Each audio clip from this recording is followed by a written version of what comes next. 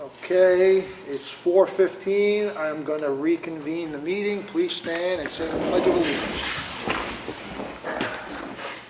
I pledge allegiance to the flag of the United States of America and to the republic for which it stands, one nation, under God, indivisible, with liberty and justice for all. Amen.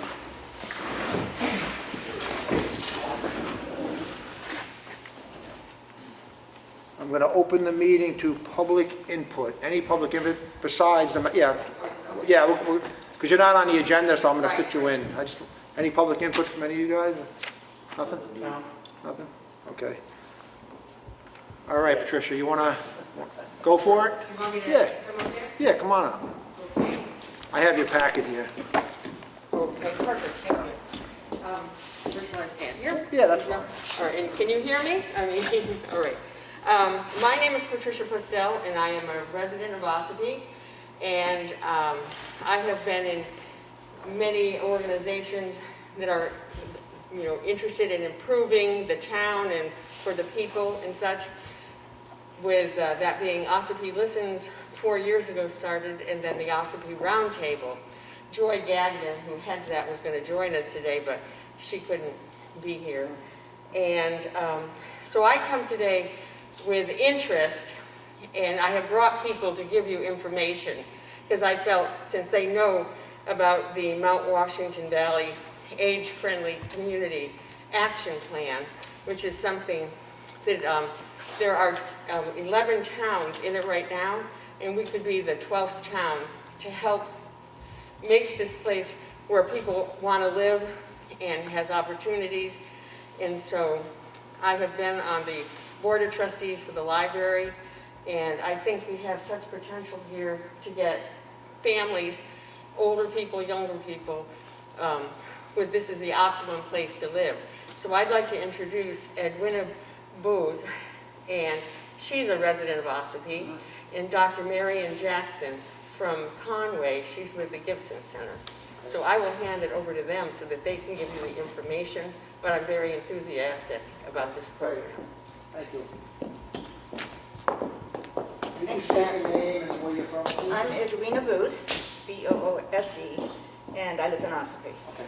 So why am I here? Well, I'm playing a very small role that is really sort of about community connections. I've lived in the area for over 40 years. I lived in Freedom and raised 2 sons for 20, and then became a part-time resident of Ossipee while working in Massachusetts. And my husband and I have just retired to Ossipee. I've got several friends who have been serving on all of these incredible committees and organizations, the Economic Council, the Roundtable, the Children's Fund, and have been hearing about the goals and objectives that they've been trying to make happen. And I believe there was a very successful meeting in 2018, Ossipee Envisions, and a lot of these goals and objectives came from that. So at the same time, and I've been very excited about all that, at the same time I heard about the Mount Washington Valley Age-Friendly Community Program that is based out of the Gibson Center for Senior Services in North Conway. And this program, and I'm not going to get all this terminology right, but this is why Dr. Jackson is here, but it is an offshoot or part of the national and state AARP organization.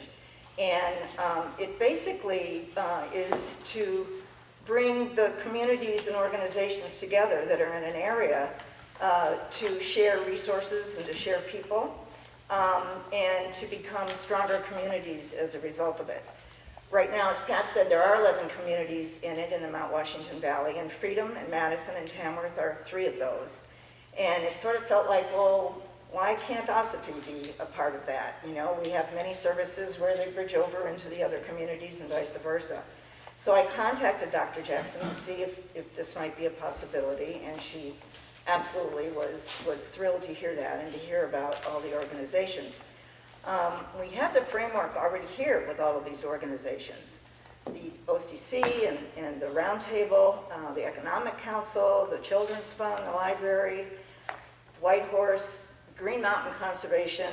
We have all of these groups already, and we are really trying to make Ossipee a community where the people can stay and not have to leave because of affordable housing or work or transportation.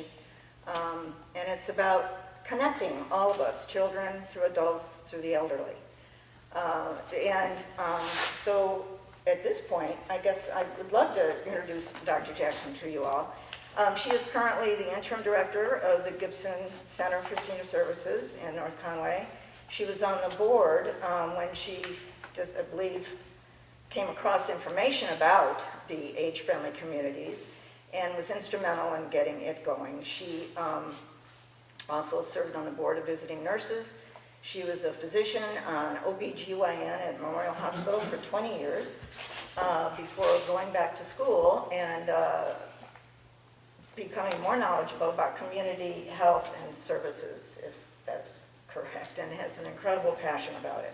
So, love to have Marianne. The reason why we're here is that there is a letter, if the selectmen and your great leadership would so like for Ossipee to be a part of this, there's a letter that the communities would sign saying that yes, you'd like to be a part of that, and that there would be a representative from Ossipee who would serve on the steering committee and become a part of the committee reporting back to the selectmen.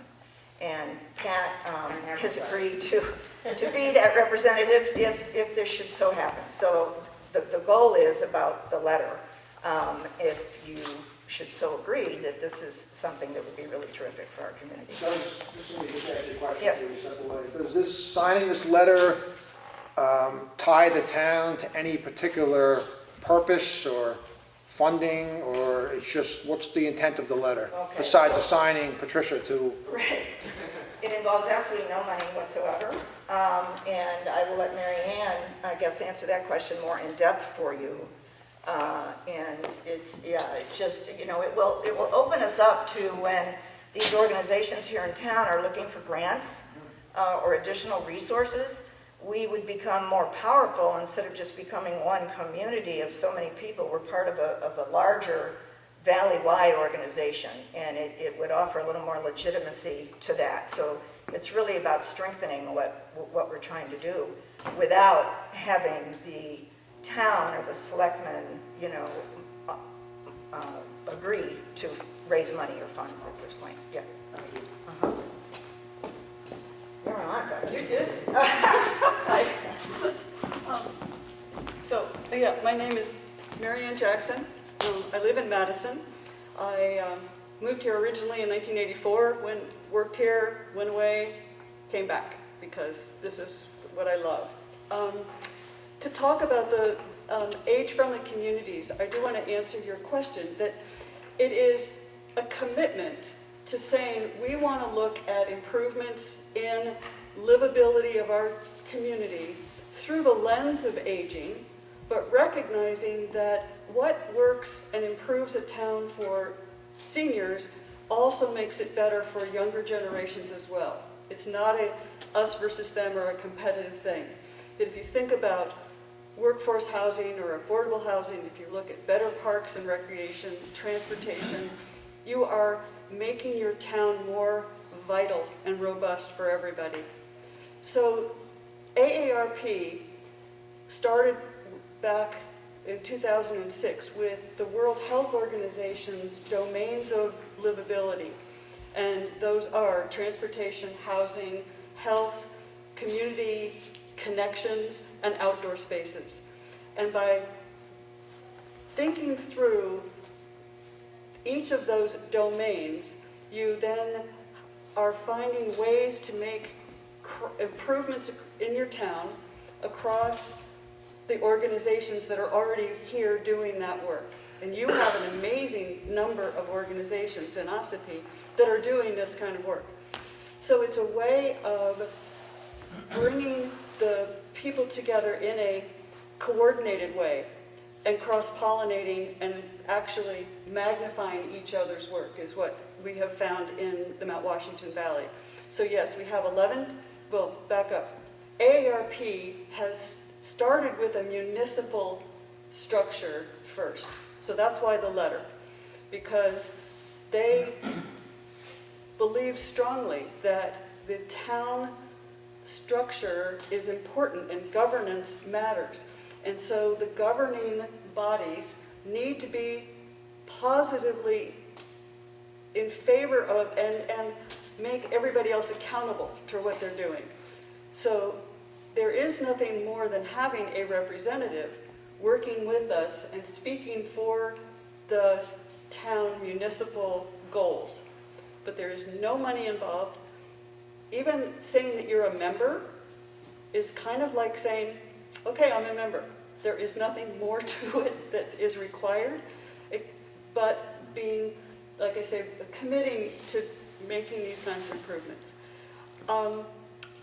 We went it forward. We got our the letters from the municipalities and 14 other nonprofits who do service work in Memorial Hospital, the visiting nurses, churches, libraries, the Economic Council. I keep on listing. So those people are our steering committee, who then broke out into working groups in those 5 domains that I mentioned and set goals for what is it that we wanted to do in the Mount Washington Valley. And not every town had to commit to doing the same thing. Some people said, we want to pilot, whether like a community garden, or we want to create better accessory dwelling unit ordinances in our town.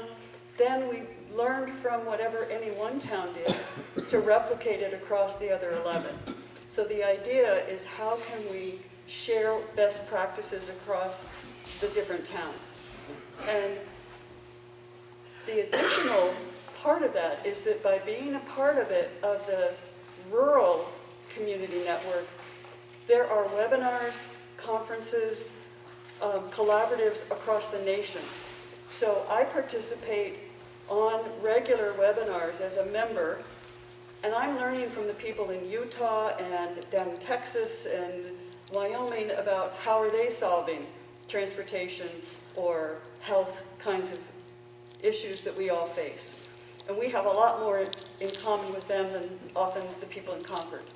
So it's really a tremendous benefit to the knowledge base, but then also, as Edwina said, there are grants, there are monies that become available that it is to our benefit to be able to demonstrate that we're collaborative and we have the participation of so many different groups together.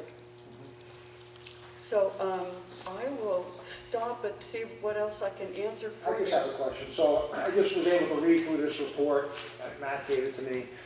It's about 3 years old. Have you had any successes in this? Many. You have? Many. And then COVID hit, and so one of the things we're going to be doing is pulling the steering committee together again in September and writing our 2022 plan. But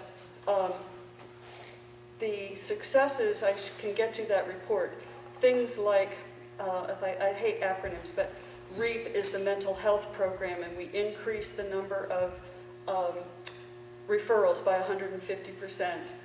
We were able to establish that every town had its Good Morning program, whereby the residents could call and know that the police were going to be able to check in on them every day to make sure that those isolated seniors were protected.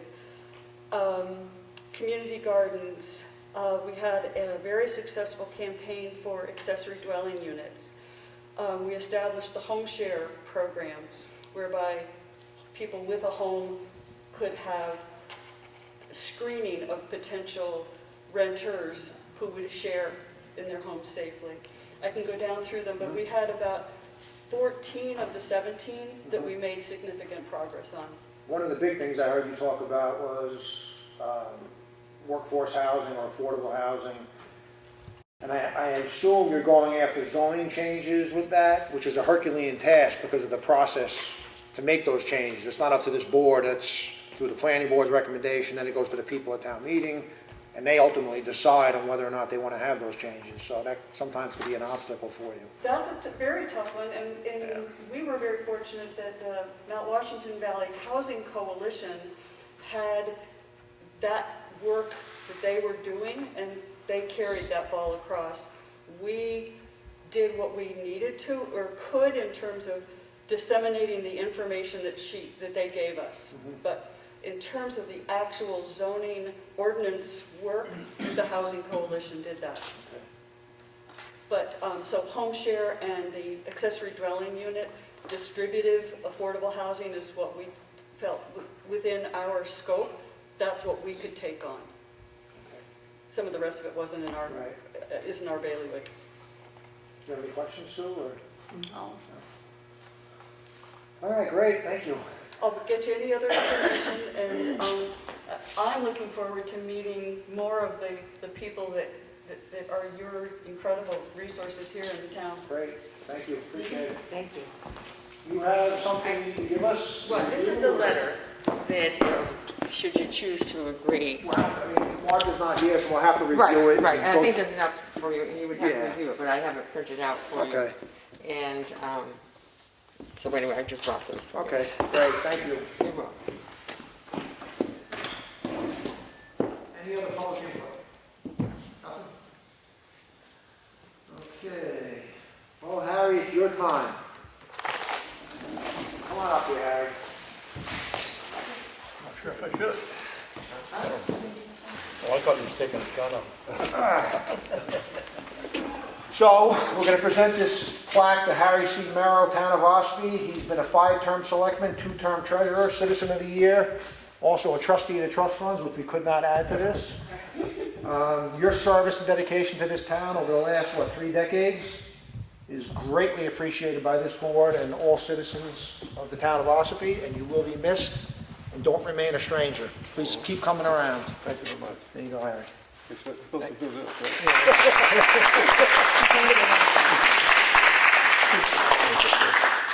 Thank all of you. I guess I'm supposed to say something, but I'm not. No, you don't have to. Just say thank you. Keep coming around, that's all we ask. Did he say thank Gotta you? get the right thing. The right thing. All righty. All right, so you want to read through your documents and then I'll go through mine, or? I have the Selectmen's meeting Monday, March 22nd, reviewed and signed by the board. I make a motion, we approve March 22nd I'll- Selectmen's meeting. I'll second that. All those in favor? Aye. Aye. I have the Selectmen's workshop for March 22nd, 2021, reviewed, signed by the Board of Selectmen. I make a motion that we approve these work session minutes. I'll second. All those in favor? Aye. Aye.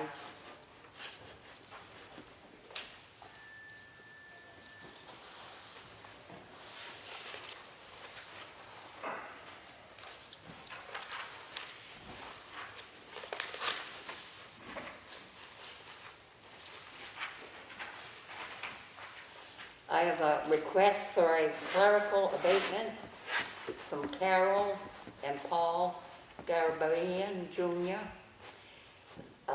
Reason for abatement, this property sold in November of 2020. The abatement amount is $491. It is recommended by the assessing clerk. I make a motion, we approve this clerical abatement. I'll second. All those in favor? Aye. What's the map and lot on that, Sue? Is it on this? Map 11, lot 37. Okay, thank you.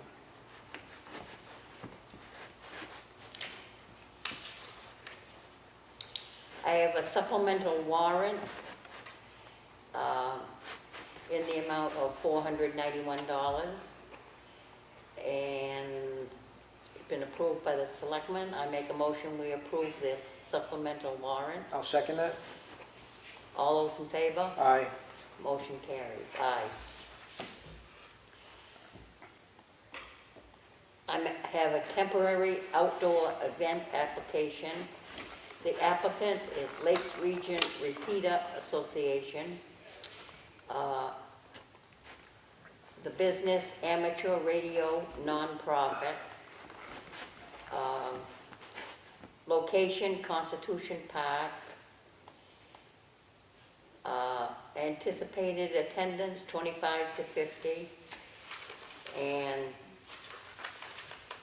it has been initialed by all the departments, police, fire, emergency services, public works, building official, health officer, recreation director, and I make a motion that we approve this temporary outdoor event application. I will second.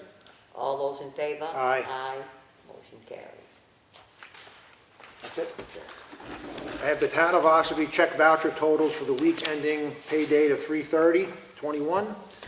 Total payroll was $45,834.13. Total accounts payable was $49,577.64. I make a motion to approve this. Second. All those in favor? Aye. I have a letter from the Board of Selectmen to the trustee of trust funds, withdrawal from the trust fund for the Whittier Bridge. Please issue a check to the Town of Osbee in the amount of $1,419.84 for reimbursement of the following expenses paid to Hoyle, Tanner, and Associates. I make a motion to approve that. Second. All those in favor? Aye. I have a water sewer warrant in the amount of $208.25. It's for 100 Moultonville Road, map 91, lot 38. Make a motion to approve that. Second. All those in favor? Aye. I have a water sewer warrant in the amount of $156.60 for 43 Folsom Road, map 87, lot 14. Make a motion to approve that. Second. All those in favor? Aye. I have a Town of Osbee water sewer emergency operations plan. This has to be renewed yearly with the state. This is just a formality following through. It's the same thing going forward year after year. Make a motion to approve this. Second. All those in favor? Aye.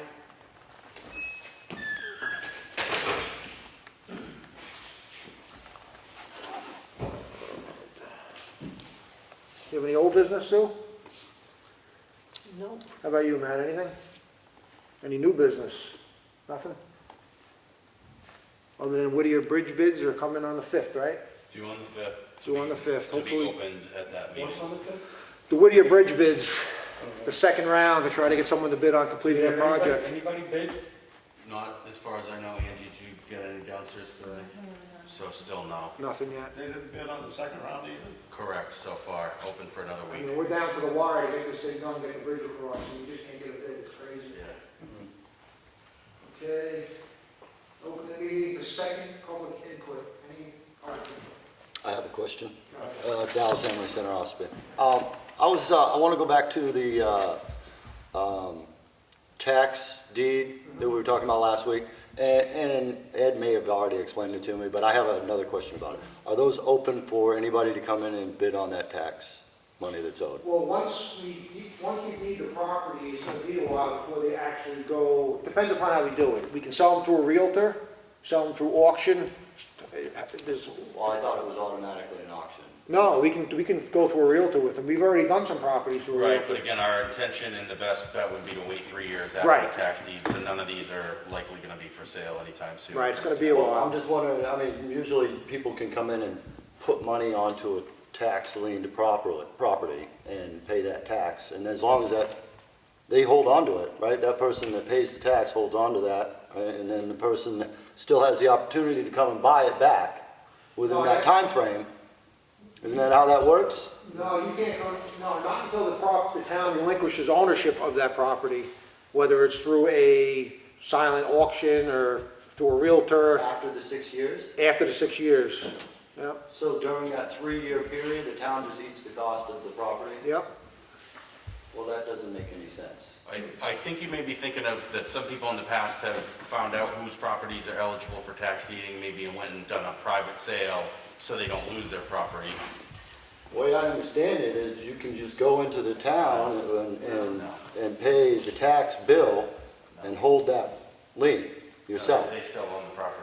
Yeah, they still own it, but you can hold the lien on the property and they have a certain amount of years before it comes due, right? Is it 6 years? That must be a deal between him and the property owner, nothing to do with the town. Correct. Yeah, I mean, you could pay their, I'm lost. Right, Harry. I don't think that's right. Okay, You can take, the town can take the property, and within the next 3 years, the person has the right to buy it back. Right. But But if somebody you pay else, but if you go in and pay the taxes on it, the town doesn't care who pays the taxes. Right. Taxes are paid, so the guy's still gonna own it, Right. if you pay his taxes. right, so you can only get it through a tax auction. Unless he Well, wants basically, to. when we sell it, when we transfer the title to you, say you purchase it, then you now own it.